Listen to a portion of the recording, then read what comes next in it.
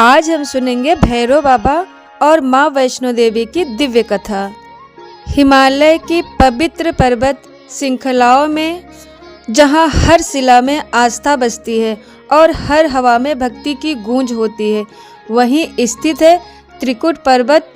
यही वह स्थान है जहाँ माँ वैष्णो देवी ने अधर्म का अंत कर धर्म की स्थापना की और जहाँ भैरव बाबा को मोक्ष का मार्ग मिला।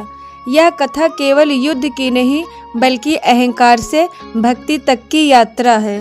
पुराणों के अनुसार जब धरती पर अधर्म बढ़ गया और असुरों का आतंक हर दिशा में फैलने लगा, तब देवताओं ने माँ आदि शक्ति की आराधना की।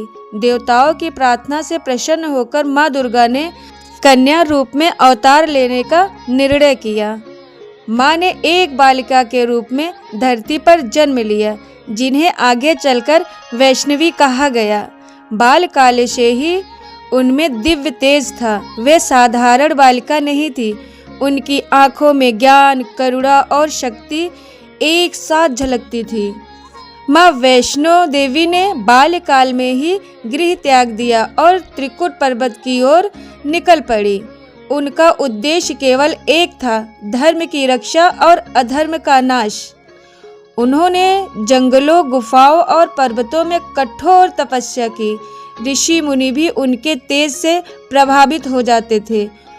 उनके चारों ओर एक दिव्य आभा बनी रहती थी।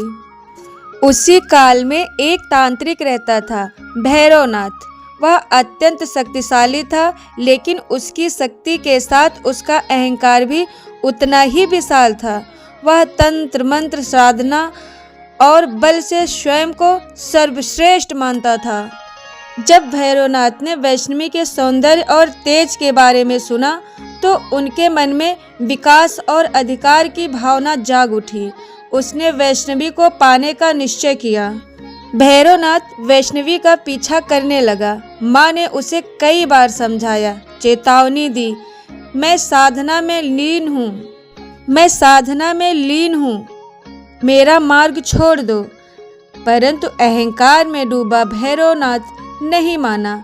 माँ तब 3 रूपों महाकाली, महालक्ष्मी और महासरस्वती में प्रकट हुई ताकि उसे चेतावनी मिल सके। फिर भी भैरव नहीं रुका। आगे सुनते हैं गर्भ गुफा की लीला।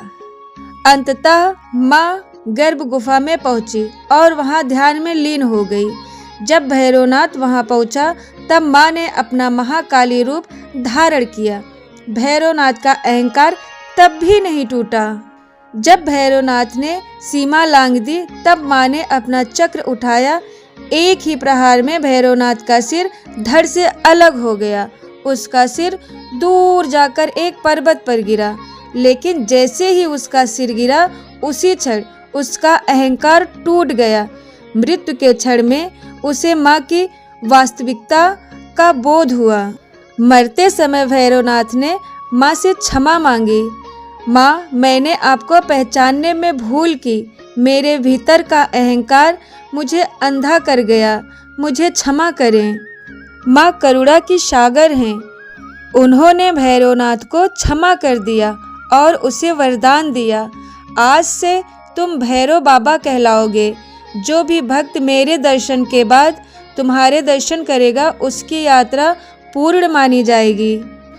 आज भी भैरव बाबा का मंदिर वैष्णो देवी धाम के ऊंचे शिखर पर स्थित है।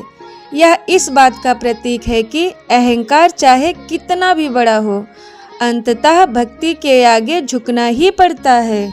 दोस्तों, यह कथा हमें सिखाती है, शक्ति का सही उपयोग ही धर्म है। अहंकार विनाश का कारण है। सच्ची भक्ति में माँ क्षमा अवश्य देती हैं। हर पतन के बाद भी मोक्ष का द्वार खुला है। आज भी मान्यता है कि माँ वैष्णो देवी के दर्शन भैरव बाबा के दर्शन के बिना अधूरा माना जाता है। यही कारण है कि लाखों श्रद्धालु कठिन चढ़ाई के बाद भी भैरव बाबा के दर्शन अवश्य करते हैं। भैरव बाबा और माँ वैष्णो देवी की कथा केवल एक धार्मिक कथा नहीं बल्कि आत्म परिवर्तन की कहानी है। यह बताती है कि जब अहंकार टूटता है तभी भक्ति जन्म लेती है। जय माता दी, जय भैरव बाबा। दोस्तों, अगर आपको ये कथा अच्छी लगी हो तो please subscribe my channel. Thank you.